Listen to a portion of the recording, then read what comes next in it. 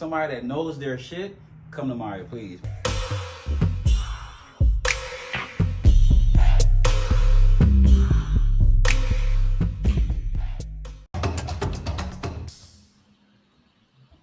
Hey, what is going on? We're back. Man, I missed you guys. Too long. It absolutely has. Welcome back. Welcome back. Welcome back. What is going on, Jeannie? Excited to be back with you guys.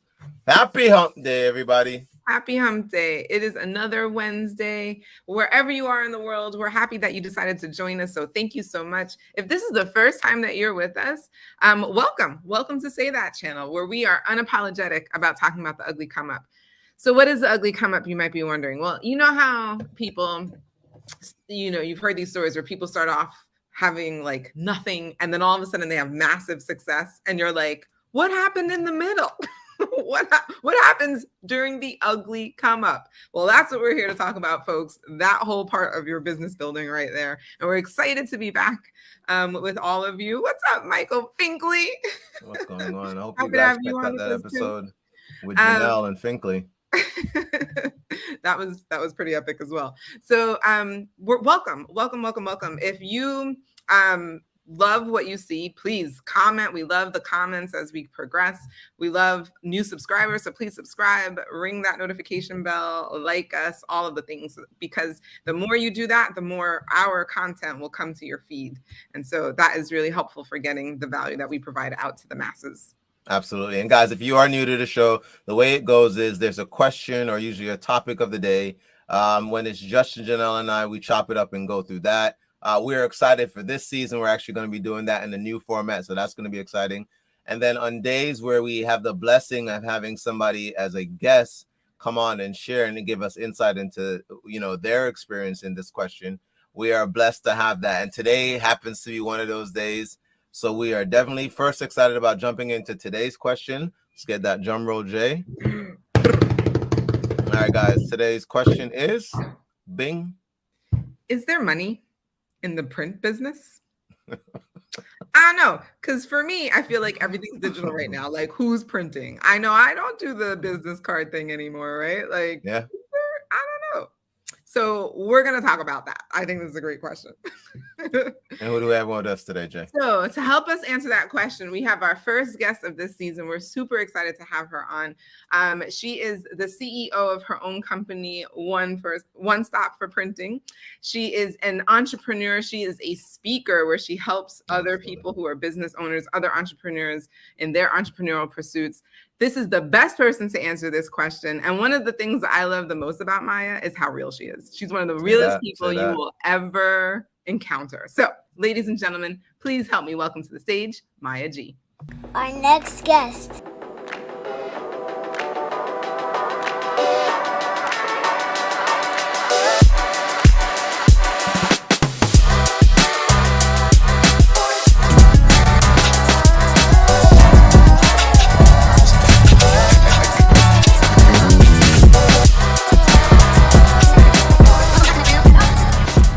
You're thinking about actually doing something productive with your brand, you want to be careful on how cheap you go.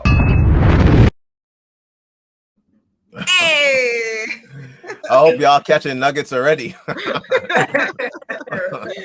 That's not knowledge from the intro alone, for real. For sure. Welcome, Maya. We're so happy to have you with us. Thank you. I'm excited to be here. So, before we get into the question, if you don't mind, tell us, or people are welcoming you to the show. And so we would love to hear a little bit about how you got started in your entrepreneurial journey. What made you decide to get into printing and decide to make that a business? Oh, wow. Great question. Printing was really by accident. My first business initially, when I first started, I started as a photographer. Now, to backtrack on that, I was the family photographer when I was a kid, taking all the pictures, all the family vacations. And, when I started working after college, I started working for the government initially. And when I got there, they had just put in the security at the airport. This was like a little bit past 9/11, right? Okay. And, they were still kind of putting the positions together, and Creative Maya's like, hey, I think I can do this, I can do that. So I started doing photography for Homeland Security. Then I decided to open up a studio. And with the studio, we were doing makeup and hairstyles and all that stuff. So I did that for a while. But, I had a printer that I would go to, and I would tell him, hey, this is how I want things, print it this way, print it that way. And he always had limits. No, I can't do that. My machine won't allow me to do this. And one time I went there and I was so frustrated because I was trying to get uniform for my shop, and he couldn't do it. So I was just like, you know what? I went home that night. I was like, you know what? I'm gonna figure this out on my own. And the next year, I just started doing small little projects for different clients that were already coming to the shop anyway. And then I think within a year, I decided to just do a complete U-turn from what I was doing.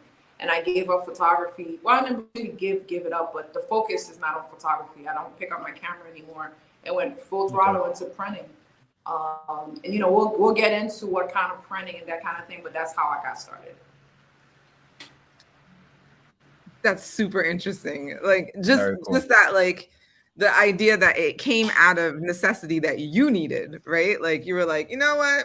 I need this for myself. So this is what we're going to do. And then you obviously found other people who wanted exactly what you were able to produce, right? So that's really awesome. So let's get into the question then. Is there money in the printing business? That's a really good question. And if I had to answer that in one breath, I would say, of course, there's a lot of money in printing. However, printing is not for everyone. I see a lot of people, getting into printing. They're buying little Cricuts and buying stuff from Michaels and trying to figure it out. That's cool, but it's not sustainable. Like you can't make a living with that. If you want to make money with printing, you just have to figure out where you want to be, because those commercial printers cost a lot of money. And the little inkjet from Office Depot is not gonna make it. Okay. So, printing isn't for everyone, and we know Michaels and the inkjet printer isn't going to do it. So, what are people printing then? Where is the money at in printing? Because it's not it's not in business cards. So, where is it? No. Well, believe it or not, 44% of printing is in commercial printing. So it is in business card, it is in brochures, it is in pamphlet, but it's more from like the bigger companies. The mom and pops are not really printing like that, the brochures, the business cards, but the bigger, like your Deltas, your Southwest, they're printing brochures, they're printing booklets, they're printing magazines, and they hold 44% of that business, right? As it stands, I think the last study they did on printing is somewhere around $25 billion industry, right? It's still in the billions, okay? Wow. A lot of people that are designing their own products need a professional printer to print it and to drop ship it to someone, right? People just got into drop shipping less than 5-6 years ago. So that's another, segment that's growing, and that's where I'm at. I'm more like providing services for people that want to create. So if you're like, well, I want to start my merch line, what do I do? That's where I come in, because it's a niche market, and most of the people that want to get into that market don't know what they're doing. Yeah, and I've been doing it for more than 9 years, going on my 10th year. I can consult and advise and create with them. So if I had to answer that, there's no money if you don't know what you're doing in printing. In printing, you have to make money. You have to be a master of the craft. It's not one of those testing type of thing. You will lose a lot of money trying to play around with it. I love that you went there. Something that came to mind is earlier on you mentioned the shop. I know you said you were working essentially like a government job, right? How did you transition from that to owning? I'm assuming the shop is like a retail space you had. No, I don't do retail. Okay, okay. I only work with business clients and wholesale. But yeah, I started as a retail though. I started as a retail. So when did you transition out of that? So everything for you now is digital? 90% of my business is digital. I deal with a lot of digital equipment. So we process digital files and that sort of thing. I don't, I do know screen printers, but me personally, somebody that's trying to get into screen printing now, I would discourage them very, very highly. These are all new jargons to me, so I don't even know what screen. Okay, so screen printing is a process of printing where back in the old days, up to probably recent years, where the ink would go through screens. So if you had a garment that needed 8 colors, you would have 8 screens that you actually and pull it across. I remember seeing this. So I know that some people are very impressed or old school like the process of screen printing, but there's no money in screen printing if you're trying to get into it today. Because by the time you screen printed 20 shirts, I've already finished 50. So it's about volume. Yeah, it is about volume with screen printing for sure. So and turnaround time. What you just said is significant. Absolutely. So for 8 color jobs, you got to set up eight screens. You got to pull out 8 buckets of paint. Like it's a lot, and there's a lot of printers, that's been their business for the past 50 years, generational business. And a lot of them are not doing that switch. It's almost like Blockbuster turning into Netflix. They're not doing that switch. They'll tell you, I'm not doing digital. It's not the same quality. And I'm like, yeah, but your audience, the 24 to 35-year-olds that are coming in for this type of stuff, they don't care about what you're talking about. They care about how fast can they get it and how cheap it's going to be. Yeah. Where does quality factor in on your side? Or is it the client's responsibility to provide the product that's being printed on? No, quality is very big. I seldom accept garments from other sources. Like very, very rarely, because I have so much, garments and substrate that I can offer them that it's almost impossible for me not to have what they're looking for. And we also have, cut and sew options. So if they wanted to actually design their own products, we could also do that for them. So I try to stay away from getting there. I've done it in the beginning. In the beginning, I would let them bring their own things. Clothing has melted on me, fall apart because they bought it on some website, for $2, and then they want me to turn it into a $50 garment. And, a lot of things have happened. So I do my best to try to educate the clients on the quality of cottons, different type of cottons, where they come from, what certain, jargon mean, that kind of thing, so that when they're selling their garments, they have it listed, they know the proper way to do it. Okay. I actually have a follow-up question about that. I want to get into maybe how you can build a secondary business because of that aspect. Just as somebody who's gotten printed stuff and the quality of the shirts aren't good, and I thought the print was fine, but I did want to get to the question that Jeannie sent in. So what was the process like getting into the printing business, and do you need certain certifications? Great question. Well, for printing, no, not really. I mean, if you're going to be opening up a storefront, or you're going to be like legit business, you would want to have your some experience behind you. Of course, you need your general licensing that your LLC and tax. Yeah, for a business. All that general purpose stuff. No certification for printing. Printing is one of those fields that you can learn as you go, or you can take, you could, get with a mentor and learn from them, or you can take courses, but there's no risk, it's not like becoming an esthetician where you have to go get certified. It's not that. Yeah. Okay. So and you definitely have to be creative. I call it a sports for the creative. You cannot just work machines, because if you just work machines, you're not going to be able to work with your clients, because your clients are coming to you because you have that a factor. vision. Yeah. They'll pay you a couple of dollars more because you have that it factor. Yeah. It's literally that's live marketing. I'm sorry? It's like live marketing. The companies pay, hundreds of thousands for marketing campaign. And depending on what aspect of it you play when you're in that printing business, because then some people could be just given the design, they just literally put out what that person's asking for. And then other levels of it, you could actually sit there and say, let me design something for you.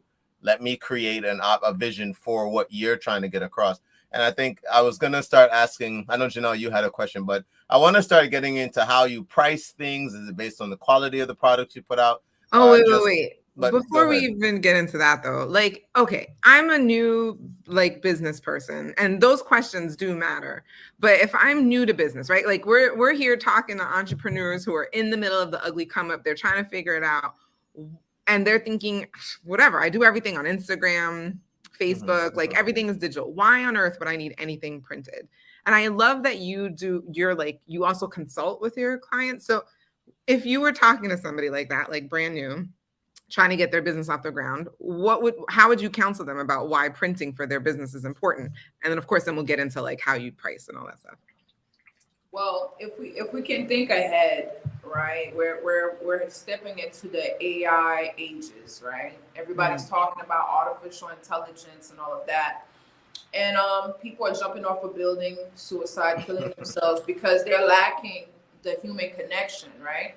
Now, depending on the type of business that you have, you may not need tangible products or marketing tools, right? But just keep in mind, you not being tangible, you're going to be competing with everybody else, right? Because you're not having the human connection. You're not going out. You're not meeting people. You're not exchanging, right? So you're just going online and hoping that Google SEO or whatever SEO will put you in front of the right person. And then after that, put you in front of the right person enough to where they actually call you. Do you have enough funding to keep being in front of the right person? At clicks being $2 a click, that kind of thing, where you could just get away from that because everybody else is doing it and go out there and actually do the right, marketing and network. Guerrilla marketing. Yeah. Right. Because if the big boys, the $1 billion companies are still printing, you just coming out the gate, you don't want to do it. It doesn't make sense. If you're doing anything really, if you have a boutique and you're selling clothing, maybe you don't really need any printable things in terms of marketing, brochures and that sort of thing. But if you're going to be going out there, meeting women, meeting men, whatever, to promote your boutique, you got to give them something, if you have a salon, yeah, you could run ads on Instagram, but hair is a very delicate thing. People are not just going to let you touch their hair because they saw you on Facebook. You have to promote that, So I think that if I was consulting and talking to someone who's just getting started, who's rebranding, I would kind of try to figure out what marketing tool works for them. Not everybody really need a business card. But, if you're going to print a business card, then you need to make it unique. My card is very unique. I don't know if you got one, Janelle. When I met you, if I give you a card, because I know you QR code me real fast, and that was that. But, I always get, oh my God, your card is so, so thick, it's so this, and so that. So I know you're not going to throw it out because it's something of value. But if I printed some cheap cards from Vista or something like that, you may not hold that too much. Just like another card that might hit the trash or something, So yeah, to answer your question, I would try to study the business and try to figure out different ways, different direction that we can go. But I wouldn't cancel it out altogether, because you could wear shirts with your brand on it. That's a form of marketing as well, So there's different things. I was going to say, to me, the natural evolution of many businesses is merch. I mean, if you're trying to bring in multiple streams of income, so you want wallet share, providing content's one thing, but if you can't, unless we're putting up ads in the middle of the live streams telling you to go somewhere to go buy something, the other opportunity that many companies or products have is to say, hey, buy my merch, which is in some sense free advertisement for that company or for business, right? And I know we have another question in the chat, so I'm gonna get to that one. So how do you market your business, Maya? Is it more social media, word of mouth, or both? Oh, both. Now I do a lot of social media because most of the clients that I'm working with that are looking to do merch or get their merch started, that sort of thing, you know, their age range is, you know, Instagram, TikTok, you know, so somewhere around 25, like maybe 40.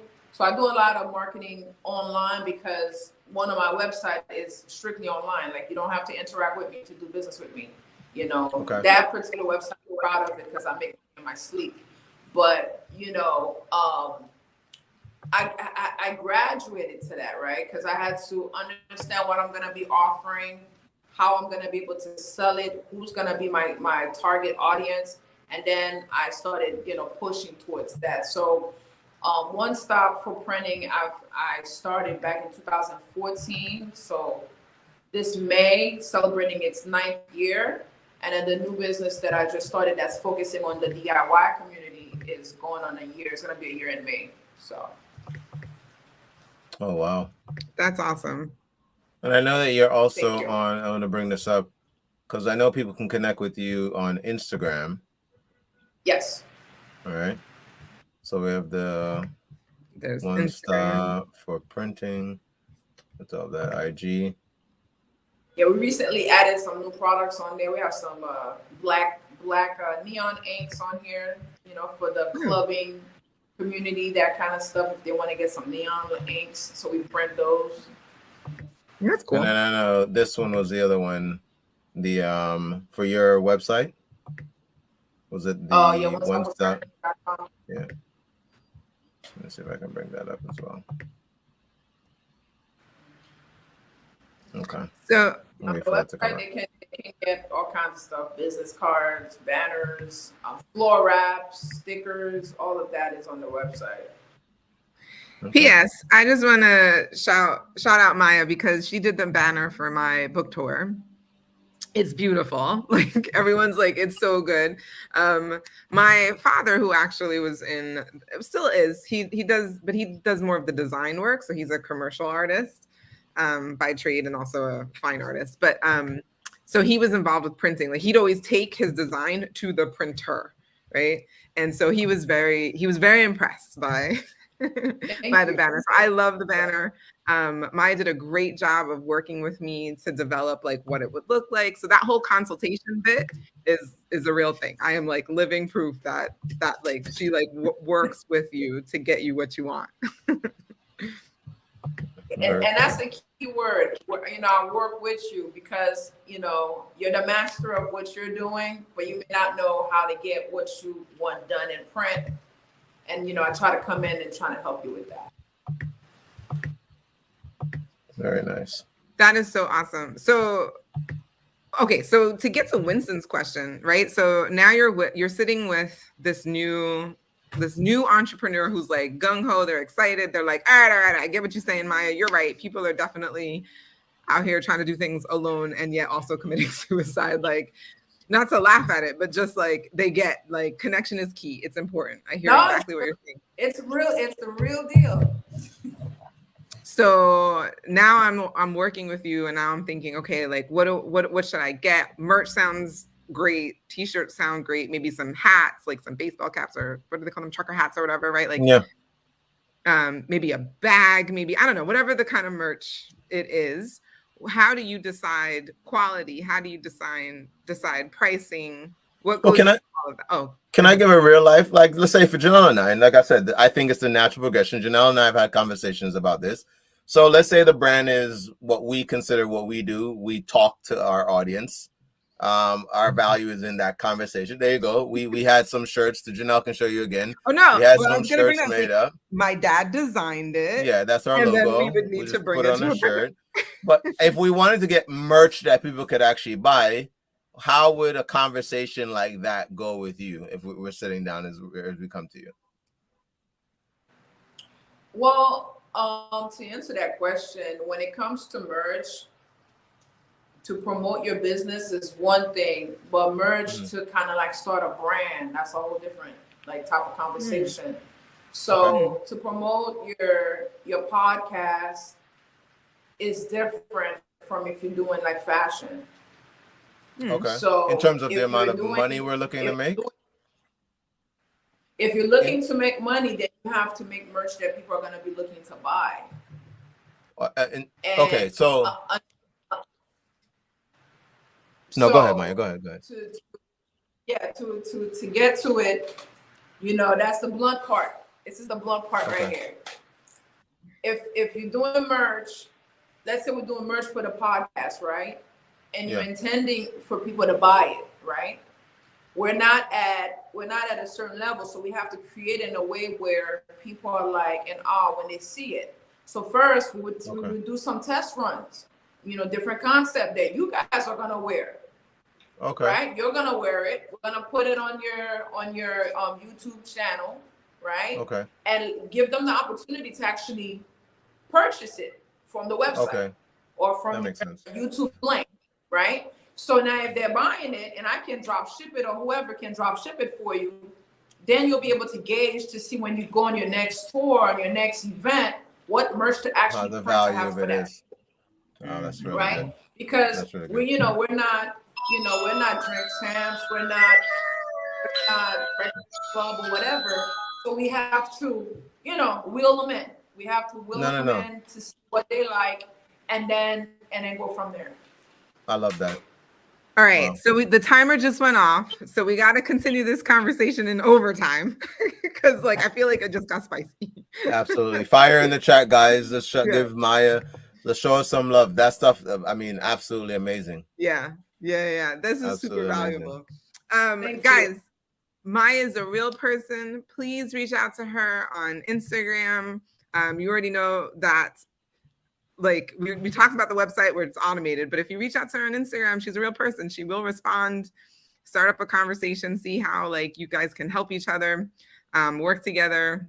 Absolutely, get something made up. I mean, really, as a new business person, even I feel like the consultation you give is beyond just here, let me print this for you. You get a lot more from Maya than just that. This is awesome. For sure. All right, so that's our time with you guys today. We're super happy to be back and have Maya with us. This is amazing. Absolutely. We're gonna wrap it up by saying, as always, remember, you deserve the good life. Say that.